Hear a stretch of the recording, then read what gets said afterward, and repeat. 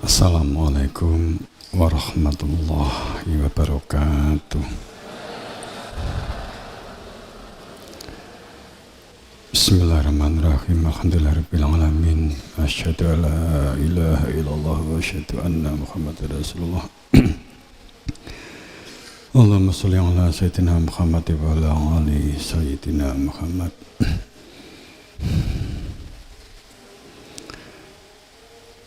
Para sepuh-sepuh, bini sepuh Romo, para yai, ustadz semuanya.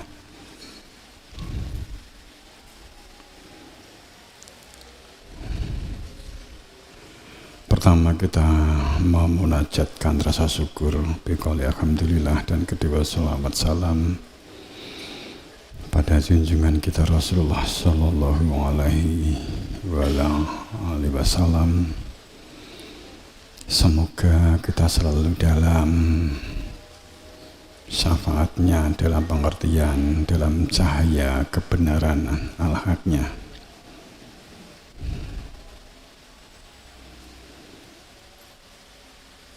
Yang bertepatan pada malam Idul Adha ini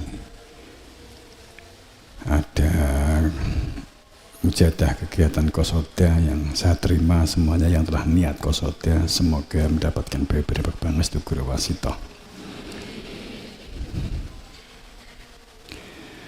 Yang Idul Adha kita ketahui bersama ini berkaitan dengan momentum hari raya kurban Aid itu kembali. Qoroba itu mendekat untuk menjadi orang-orang yang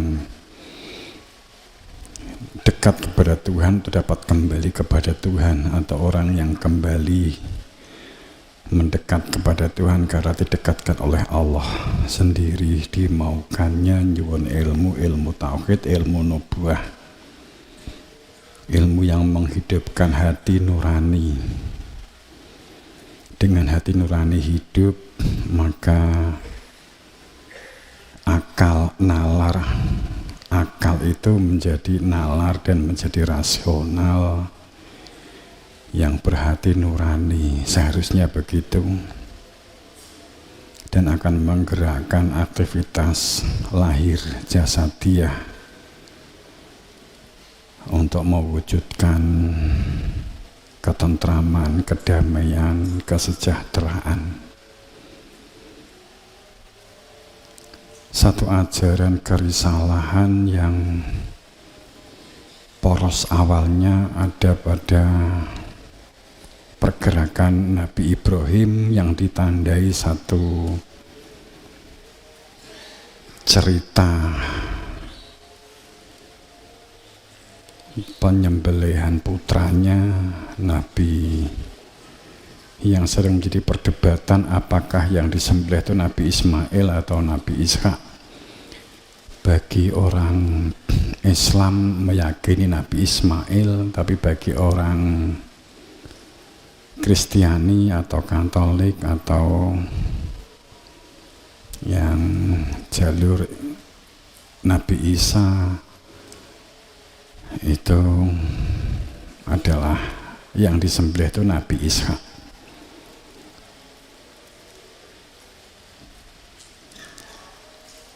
Secara jalur Nabi Ismail itu putra Siti Hajar, kalau Nabi Ishak putra dari istri Nabi Siti Hajar, kalau Nabi Ishak istri dari Siti Sarah. Kemudian putranya Nabi Ibrahim itu total ada 13, tapi yang kita kenal hanya 2. Sebenarnya yang agak terkenal itu juga adanya namanya Zamron, itu yang dari putra Keturah.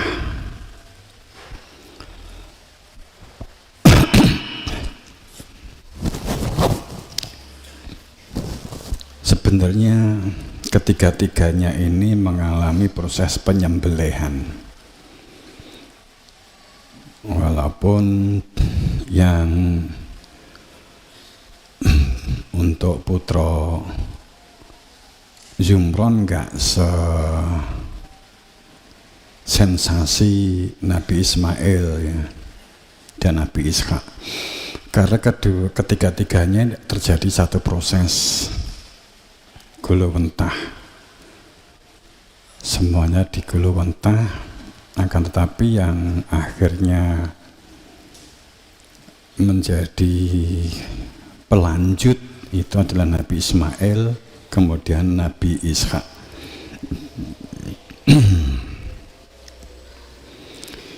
Sejarah perjuangan Nabi Ibrahim memang luar biasa.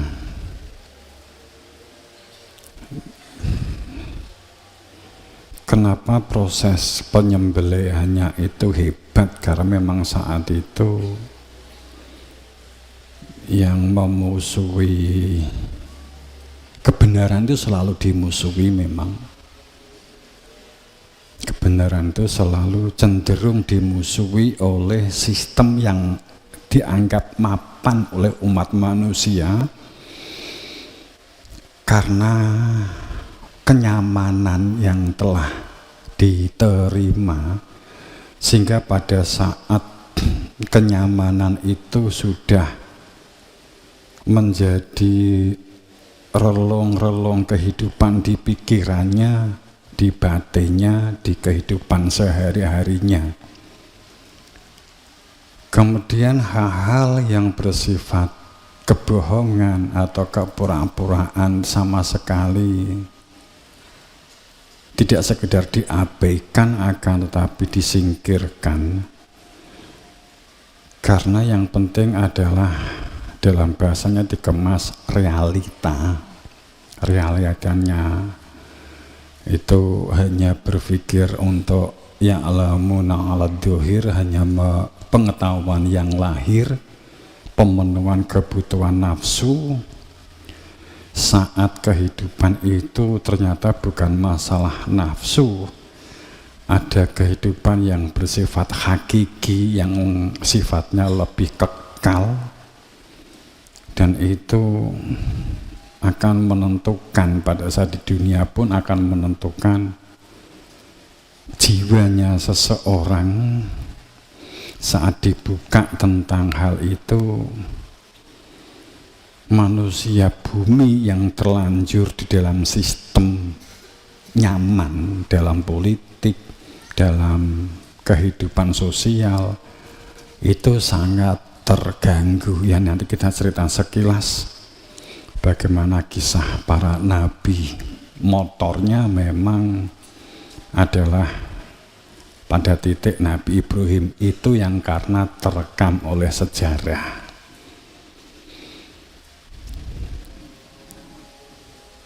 Karena dua putranya diproses dalam satu fungsi kader untuk menjadi pelanjut.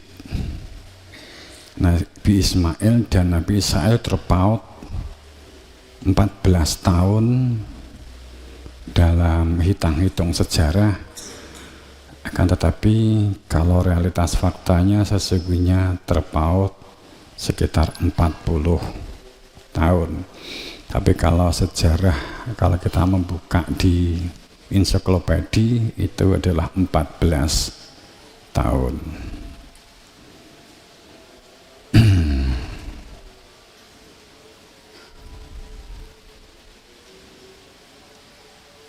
Kalau kita tidak hanya melihat secara budaya terkait dengan penyembelihan hewan berupa, karena yang diganti kambing, yang diganti Nabi Ismail dan Nabi Ishak itu sama-sama diganti kambing.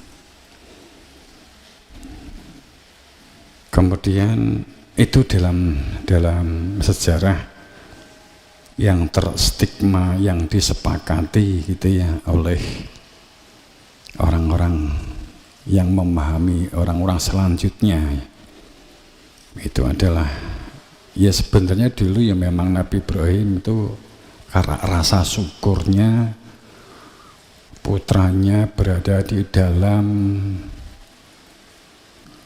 ketaatan, kepatuhan, ketundukan, kemudian diwujudkan rasa syukur itu dengan penyembelihan kambing dengan maksud mengumpulkan keluarganya, keluarga Nabi Ibrahim yang berbau keluarga itu dikumpulkan, kemudian dijak makan bareng, diberi informasi tentang kebenaran, utamanya keluarga dalam pengertian jamaah atau yang memiliki ilmu, dan juga keluarga yang belum memiliki ilmu untuk diinformasikan adanya sebuah kebenaran, sekaligus menginformasikan berkaitan dengan adanya satu pelanjut yang setelah manakala beliau wafat itu adalah Nabi Ismail yang dipersiapkan untuk menjadi pengganti Khalifatu fil ard yang atas kehendak Allah. Kemudian setelah itu juga bisa jadi Nabi Ishak. Itu sebenarnya kemudian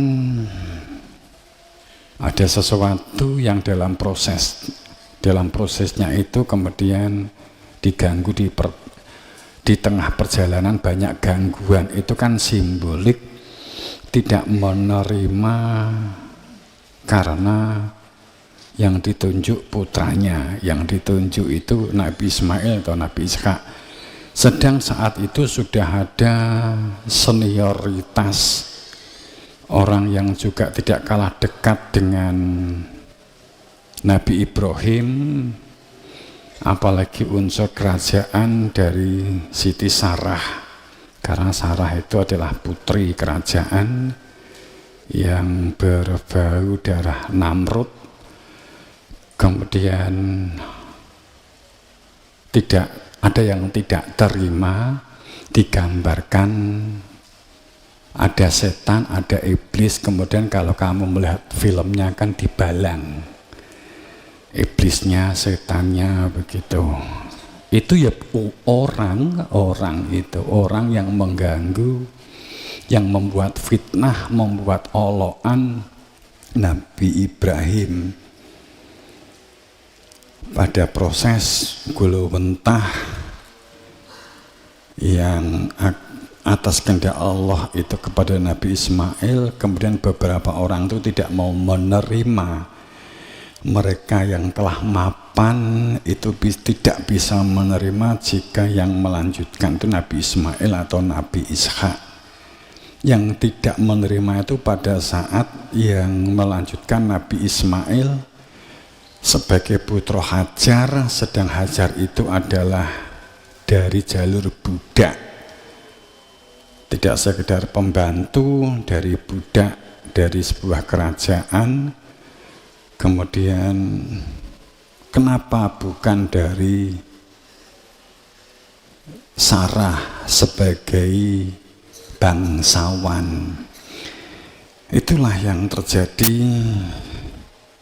dalam hebatnya nanting putra-putrani untuk siap menghadapi tantangan, oloan, fitnahan, pengejaran, bahkan mungkin pembunuhan. Nabi Ibrahim sendiri dalam sejarah ensiklopedi itu lahir di Asia Tengah. Akan tetapi kalau dari informasi guru-guru itu adalah di daerah Pakistan, kemudian mengembangkannya di daerah Indus, menetap lama di pinggiran sungai Gangga, kemudian titik tertentu disebut sebagai sungai Gangga, karena mana Gangga itu adalah kehidupan itu sendiri. Kemudian ada satu proses pengejaran akhirnya ke suatu tempat, kemudian muncullah satu proses yang disebut dengan zoom ala zam, yamin ala zam. Mancarlah, bercahayalah, hilangkan haus-haus ini, hilangkan dahaga-dahaga ini, segala bentuk permasalahan-permasalahan ini ya Tuhan, lindungi kami. Kemudian sumur itu disebut dengan Zam-Zam. Zam-Zam ini berdiameter kurang lebih berdiameter 12 meter kurang lebih. Sempat muncul Poncowarno. Di mana Zam-Zam itu yang kemudian kan terkubur, kemudian Abu Thalib menemukan, kan gitu ceritanya. Apakah itu gatuk cocokologi atau seperti apa begitu ya? Jarak Nabi Ibrahim ke Nabi Muhammad itu 2000 tahun, 3700 sebelum Masehi, berarti jaraknya sekitar 4000-an tahun. Kalau dengan sekarang berarti kan 5300 tahunan begitu kan. Itu jarak 2000 itu jauh banget loh ya, aduh banget, itu jauh banget. Jadi jarak Nabi Ibrahim ke Nabi Muhammad ke sekarang itu lebih jauh jarak Nabi Muhammad ke Nabi Ibrahim. Jaraknya aja mau bayangin diingini kan gitu. Bayang kamu kan diingi Nabi Ibrahim saking Nabi Muhammad kan gitu kan. Aduh banget itu jaraknya. Nah, bagaimana proses sejarah kenabian itu ya, kita nanti season kedua kita akan cerita itu. Nek gak kepengen ya.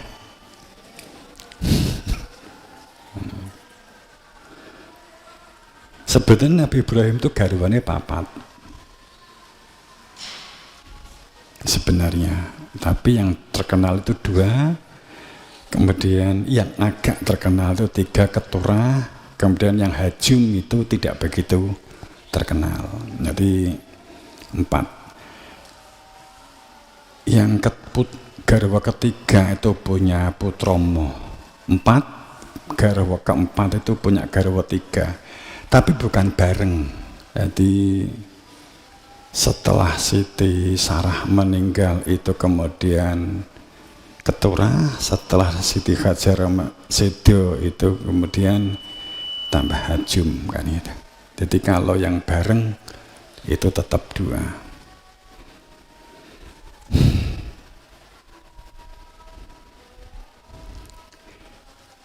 Terus nek takok, Pak ya kita pendi gak enek ya. Kowe percaya tok iki isone kan gitu. Mergo Rama komunikasi langsung dengan yang bersangkutan ya. Gitu. Tapi percaya, Rama gak ngapusi.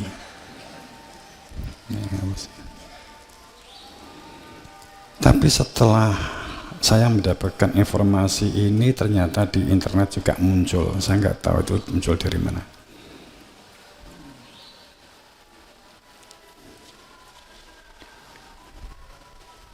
Saat terjadi peristiwa Nabi Ibrahim itu juga memang terjadi gejolak luar biasa hebat. Terjadi gejolak hebat.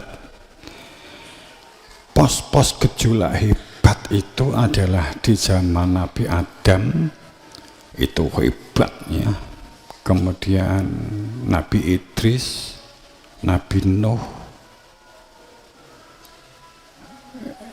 Tapi yang memuncak zaman Nabi Ibrahim kemudian Nabi Isa, kemudian Nabi Muhammad, kan gitu. Budaya-budaya, karena seperti Nabi Idris itu juga luar biasa, karena budaya modernitas itu juga sudah ada. Walaupun ada satu gejolak hebat yang tak tertandingi dalam sejarah, itu malah Atlantis 25.000 tahun sebelum dari titik sekarang itu 27.000 tahun yang lalu, itu adalah peristiwa terhebat dalam sejarah pembantaian habis-habisan jamaah tauhid. Itu seperti hampir nggak tersisa di zaman Atlantis, sehingga semua peninggalan modern itu dihilangkan semua karena agama dianggap racun, dianggap sebagai virus bagi mereka orang-orang yang orientalis, bagi mereka yang orang-orang ini adalah kapitalis di zaman itu.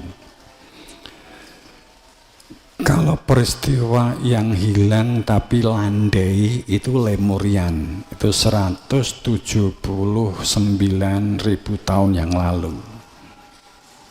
Itu kamu bisa membayangkan ancer-ancernya sekarang ke Nabi Muhammad itu 1.500 tahun ya, 1.400 atau 1.500 tahun. Kemudian Nabi sekarang ke Nabi Adam itu 10.000 tahun. Nabi Adam ke Atlantis itu sekitar berarti 15.000 tahun.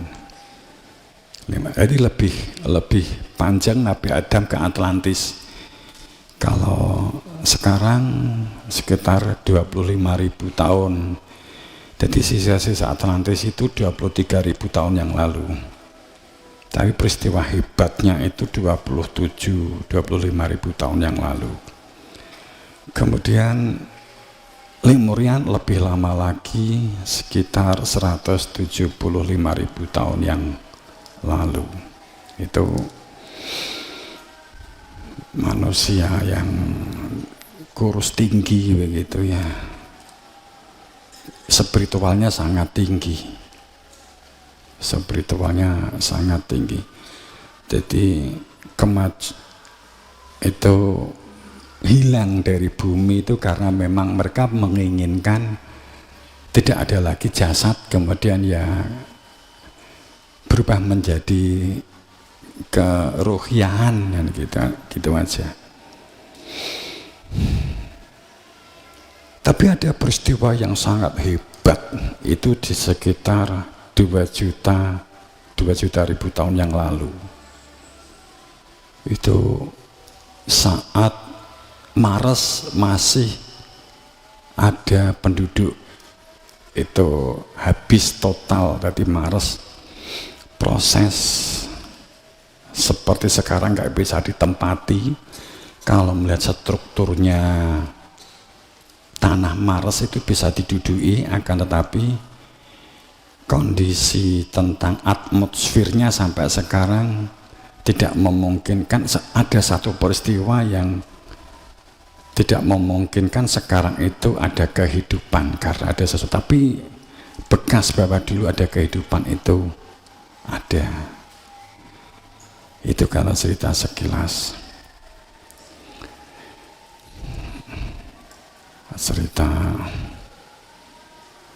sejarah kejadian sekilas.